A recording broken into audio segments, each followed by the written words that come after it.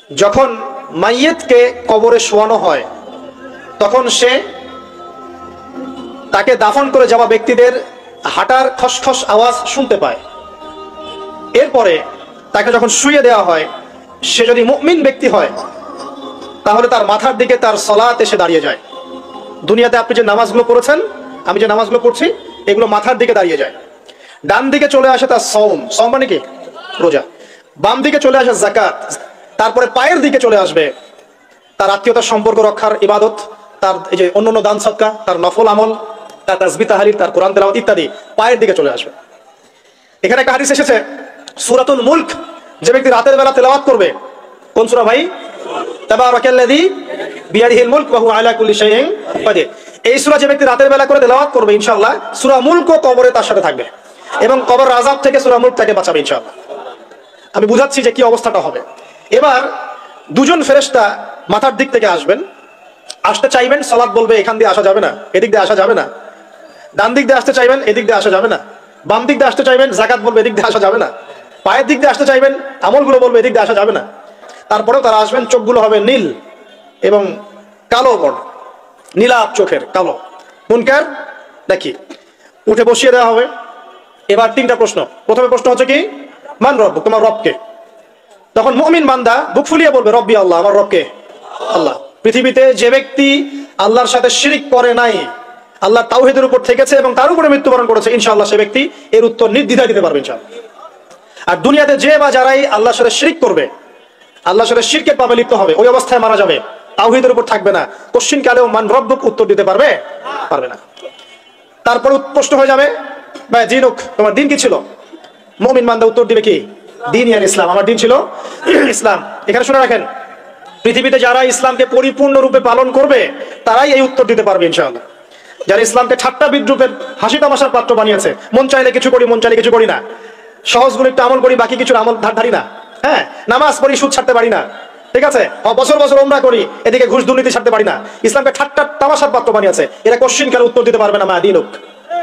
দিনে পরিপূর্ণরূপে ইসলামে প্রবেশ করতে বলেছেন আল্লাহ রাব্বুল আলামিন। যারা পরিপূর্ণরূপে ইসলামে প্রবেশ করবে এবং ইসলামের প্রতিটা মৌলিক বিধান মেনে চলবে, ইনশাআল্লাহ তারাই উত্তর দিতে পারবে। এরপরে আসবে তৃতীয় প্রশ্ন। নবী সাল্লাল্লাহু আলাইহি ওয়াসাল্লামকে দেখানো হবে, যখন দেখানো হবে তখন সূর্য যখন ডুবে যায়, যে দৃশ্যটা আমরা দেখতে পারি না, ওই দৃশ্যটা ভেসে উঠবে এবং মুমিন বান্দা অস্থির হয়ে যাবে, বলবে আমাকে ছেড়ে দাও, আমি নামাজ পড়বো। সুবহানাল্লাহ। তার কারণ তার কাছে মনে হবে যে আসরের ওয়াক্ত হয়ে গেছে, আসরের ওয়াক্ত হয়ে গেছে, আসরের ওয়াক্ত চলে যাচ্ছে, আমাকে নামাজ পড়তে হবে। চিন্তা করেছেন? ওই যে একটা হাদিস আছে না, যে 7 শ্রেণীর মানুষকে আল্লাহ রাব্বুল আলামিন আরশের ছায়া দিবেন। তার মধ্যে এক শ্রেণীর মানুষকে যার অন্তর মসজিদের সাথে ঝুলে থাকে, তার মন মসজিদের সাথে ঝুলে ছিল, এই সূর্য ডুবে গেল বলে আমাকে ছেড়ে দাও, আমি নামাজ পড়তে যাবো। তখন ফেরেশতারা বলবেন তোমাকে নামাজ পড়তে দেওয়া হবে, তবে তার আগে তুমি এর উত্তর দাও। কি উত্তর? এই ব্যক্তির দিকে তাকাও। তখন নবী সাল্লাল্লাহু আলাইহি ওয়াসাল্লামকে দেখানো হবে, সাল্লাল্লাহু আলাইহি ওয়াসাল্লাম দরুদ পড়বেন, বলা হবে যে এই ব্যক্তির সম্পর্কে তোমার কি ধারণা? মান হাযা রাজুল বুইসা ফীকুম, এই ব্যক্তি কে, যাকে তোমাদের কাছে পাঠানো হয়েছিল? মুমিন ব্যক্তি নির্দ্বিধায় বলে দিবে যে তিনি হচ্ছেন আমার নবী মুহাম্মদুর রাসূলুল্লাহ সাল্লাল্লাহু আলাইহি ওয়াসাল্লাম। দেখুন, পৃথিবীতে যে বা যারাই নবী সাল্লাল্লাহু আলাইহি ওয়াসাল্লামের সুন্নতের উপর আমল করবে, ইনশাআল্লাহ সে তার উত্তর দিতে পারবে। দুনিয়াতে যারা নবীর সুন্নতের 5 পয়সা পরোয়া করছে না, তার আদর্শের 5 পয়সা দাম দিচ্ছে না, তারা কোশ্চিন কালে উত্তর দিতে পারবে না। নাম হতে পারে আব্দুর রহমান, আব্দুর রহিম, নবীর সুন্নতের ধার ধারে না, তারা উত্তর দিতে পারবে না। তো নবীর সুন্নতের গুরুত্ব কত গভীর, এটা আমাদেরকে এখান থেকে বুঝতে হবে। তাই প্রিয় যুবক ভাইরা, মুসলিম ভাইরা, আমাদের জীবনটাকে নবীর আদর্শ এবং সুন্নতে ঢেলে সাজাতে হবে। সকাল থেকে সন্ধ্যা পর্যন্ত প্রতিটা কাজ করবো কার তরিকায়? রাসূলের তরিকায়। নামাজ পড়বো তার তরিকায়, রোজা, সিয়াম, হজ, যাকাত, আমল, মুআমালাত, আখলাক সব কার তরিকায়? নবী সাল্লাল্লাহু আলাইহি ওয়াসাল্লামের তরিকা অনুযায়ী ইনশাআল্লাহ। আল্লাহ পাক তৌফিক এনায়েত করুন, আমিন। এবার ফেরেশতা দুজন জিজ্ঞাসা করবেন অবাক হয়ে যে তুমি কিভাবে এটা জানলে, তুমি কিভাবে এই 3টা প্রশ্নের উত্তর দিতে পারলে? কারণ বেশিরভাগ মানুষ তো উত্তর দিতে পারবে না, বেশিরভাগ মানুষই এই উত্তর দিতে পারবে না। কারণ কিয়ামতের মাঠে 1999 জন মানুষ জাহান্নামে যাবে, নাউজুবিল্লাহ। তো এটা কঠিন পরীক্ষা। আল্লাহ রাসূল সাল্লাল্লাহু আলাইহি ওয়াসাল্লাম বলেছেন যে নিশ্চয়ই তোমাদেরকে এখানে পরীক্ষায় ফেলা হবে, আর তোমরা যদি এই পরীক্ষা জেনে তোমাদের মৃতদেরকে দাফন করা থেকে বিরত না থাকতে, তাহলে আমি তোমাদেরকে শুনিয়ে দিতাম কবরে কেমন পরীক্ষা হয়। মানে যদি আমরা শুনতে পারতাম যে কবরে কেমন পরীক্ষা হয়, আমরা ভয়ে আমাদের মৃতদেরকে দাফন পর্যন্ত করতাম না। এটা নবীজি বলছেন সাল্লাল্লাহু আলাইহি ওয়াসাল্লাম। তাকে জিজ্ঞাসা করা হবে যে তুমি কিভাবে জানলে এটা? বেশিরভাগ মানুষ তো পারে না উত্তর দিতে। তখন সেই ব্যক্তি বলে বসবে, সে ব্যক্তি বলবে যে করাতু কিতাব আল্লাহ, আমি আল্লাহর কিতাব এই কোরআন পড়েছি। মুমিন বলবে আমি আল্লাহর কোরআন পড়েছি, ফাআমানতু বিহি, আমি এর উপর ঈমান এনেছিলাম, ওয়া সাদ্দাকতু, এবং সত্যায়ন করেছিলাম। সুবহানাল্লাহ। অতএব দুনিয়াতে যারা দ্বীনের জ্ঞান অর্জন করছে না, কোরআন পড়ছে না, হাদিস পড়ছে না, পড়াশোনার চেষ্টা করছে না, জানার চেষ্টা করছে না, কবরে পাওয়ার বড় ডিফিকাল্ট আছে। এটা একটা অন্যতম প্রশ্ন। আমরা কিন্তু মনে করি 3টা প্রশ্ন হচ্ছে, আসলে প্রশ্ন হচ্ছে কয়টা? 4টা। 3টার পরে আরো একটা এক্সট্রা। কিভাবে জানলে? তখন উত্তর দিচ্ছে আমি আল্লাহর কিতাব পড়েছি, ঈমান এনেছি, সত্যায়ন করেছি। সুবহানাল্লাহ। নবী সাল্লাল্লাহু আলাইহি ওয়াসাল্লাম হাদিসের পরের অংশে বলছেন যে যখন কাফের বান্দাকে উঠানো হবে, তখন ডানেও কিছু নাই, বামেও কিছু নাই, সামনে পিছনে কিছু নাই, মাথার দিক থেকে ফেরেশতারা চলে আসবেন, উঠিয়ে বসানো হবে, প্রশ্ন করা হবে কে তোমার রব? একটাই উত্তর, লা আদরি, আমি জানি না। নাউজুবিল্লাহ। কি তোমার দিন? লা আদরি, আমি জানি না। এই যে আল্লাহর তো খবর নাই, আল্লাহ পাকের বিধান মেনে চলার কোনো খবরই নাই, পরোয়াই নাই। সে জানবে কিভাবে ইসলাম কি জিনিস? সে জানবে কিভাবে আল্লাহ কি জিনিস? ও তো আল্লাহকে চিনেই না। দিব্যি বলে বেড়াচ্ছে মহাবিশ্ব সৃষ্টি হয়েছে বিগ ব্যাং থেকে, আল্লাহ বলে কেউ নাই। মানুষ সৃষ্টি হয়েছে বান্দর থেকে। নাউজুবিল্লাহ। ওই যে ডারউইনের মতবাদ, কি থিওরি অফ এভলিউশন নাকি? হ্যাঁ, তাই তো মনে হয়। অনেকদিন আগে পড়ছি ভাই, ভুলে গেছি। যাই হোক, মানুষ তো আল্লাহকে চিনছে না। এখনো মানুষ মনে করছে যে আল্লাহ বলতে কেউ নাই। এবং এই মুক্ত চিন্তার নামে, বাক স্বাধীনতার নামে নাস্তিকতার যে চর্চাটা বেড়েছে বাংলায়, এটা আশঙ্কাজনক।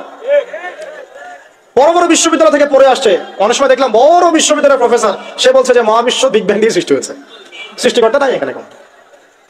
তো মুসলিম বিজ্ঞানীর একটা কথা বলতেন যে মানুষ বিজ্ঞান সম্পর্কে অল্প জানলে নাস্তিক হয়ে যায়, আর অনেক গভীর জ্ঞান অর্জন করলে আল্লাহর কাছে আত্মসমর্পণ করে। খেয়াল করে দেখবেন, ডক্টর, ইঞ্জিনিয়ার যারা বড় বড় লেভেলে চলে গেছেন, অনেক সিনিয়র, তারা কিন্তু বেশিরভাগ নামাজি দেখবেন, নামাজ পড়ে, দান সদকা করে, সমাজ কল্যাণমূলক কাজ করে। তারা কিন্তু রোগীর সেবা করতে গেলেও বলে যে নামাজ পড়িয়েন, রোজা রাখিয়েন, তারা কিন্তু বলে। অনেক ডক্টর আমি দেখেছি এমন, যারা যত বেশি গবেষণা করে তারা তত বেশি আস্তিক হয়ে যায়, আর টুটাফাটা গবেষণা করলে নাস্তিক হয়ে যাবে। কত প্রশ্ন, ইসলামে এটা কেন, ওইটা কেন, ইসলামে বহুবিবাহ কেন, হ্যাঁ, ইসলামে কি পর্দার বিধান কেন, তারপর ইসলামে এত রেস্ট্রিকশনস, এত বাইন্ডিংস কেন, হ্যাঁ, স্বাধীনতা নাই কেন, কত প্রশ্ন। ইসলামের এগেইনস্টে কত তীর এখন ছোড়া হচ্ছে। তো এই ব্যক্তি কেমন করে উত্তর দিবে যে মাহাদিনুক, তোমার দিন কি? আল্লাহর দিকে কত প্রশ্ন ছোড়া হচ্ছে, কত শিরকের পাপ আমরা করছি, অনেক সময় মুসলিম হয়েও শিরকের পাপ করছি। কিভাবে উত্তর দিবে মান রব্বুক? 3 নাম্বার প্রশ্ন যখন করা হবে, এই ব্যক্তিকে দেখো দেখি, সে বলবে যে আমি জানি না এই ব্যক্তিকে, তবে শুনেছিলাম, মানুষের মুখে শুনেছিলাম, মানুষ যা বলতো আমি তাই বলতাম। মানুষের রাসূল সাল্লাল্লাহু আলাইহি ওয়াসাল্লামের নাম শুনেছিল হয়তোবা, কিন্তু তার সুন্নত বা আদর্শ কখনো মেনে চলে নাই, পারলো না। এবার জান্নাতি ব্যক্তি হলে কি হতো? ওই যে সূর্য ডুবছিল যেখানে, তার দৃষ্টির সীমা পর্যন্ত কবরকে প্রশস্ত করে দেওয়া হতো, এবং জান্নাতের একটা দরজা তার কবরে খুলে দেওয়া হতো।